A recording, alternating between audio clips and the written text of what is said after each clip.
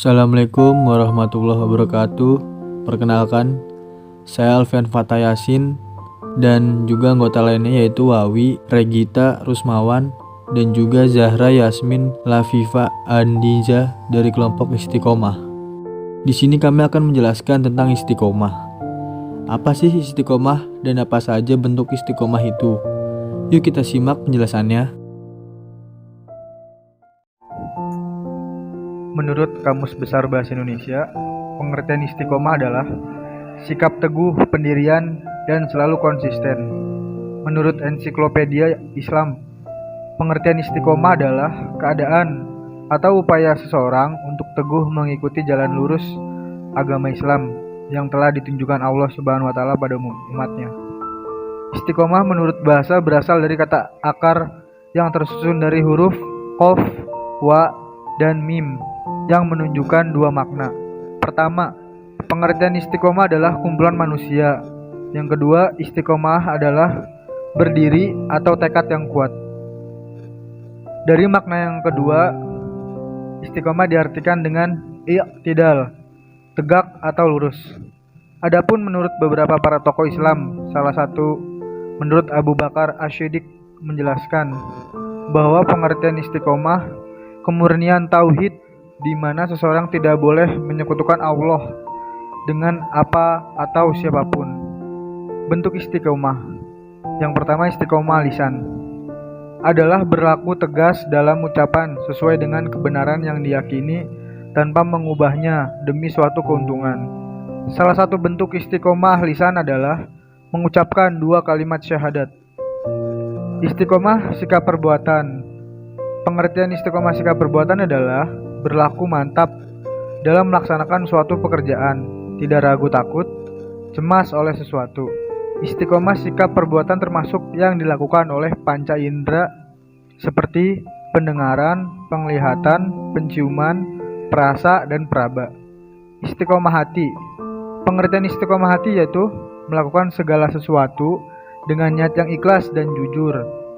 Istiqomah hati bisa berarti takut kepadanya, mengagungkannya, mencintainya, menjadikannya tujuan, tumpuan harapan berdoa, tawakal kepadanya, dan berpaling dari yang selainnya. Bentuk istiqomah. Istiqomah lisan. Pengertian istiqomah lisan adalah berlaku tegas dalam ucapan sesuai dengan kebenaran yang diyakini tanpa mengubahnya demi suatu keuntungan. Salah satu bentuk istiqomah lisan adalah saat mengucapkan dua kalimat syahadat. Istiqomah sikap perbuatan. Pengertian istiqomah perbuatan adalah berlaku mantap dalam melaksanakan suatu pekerjaan, tidak ragu takut, cemas oleh suatu. Istiqomah sikap perbuatan termasuk yang dilakukan oleh panca indera seperti pendengar, penglihat, pencium, perasa, dan peraba. Istiqomah hati. Pengertian istiqomah hati adalah melakukan segala sesuatu dengan niat yang ikhlas dan jujur. Istiqomah hati bisa berarti takut kepadanya, mengagungkannya, mencintainya, menjadikannya tujuan, tumpuan harapan, berdoa, tawakal kepadanya, dan berpaling dari yang selainnya. Keutamaan istiqomah. Jaminan surga bagi yang menjalankan aktivitas ibadah dengan istiqomah. Sebagaimana firman Allah Subhanahu wa Ta'ala, Innalladzina qalu rabbunallaha tsumma istaqamu tatanazzalu alaihimul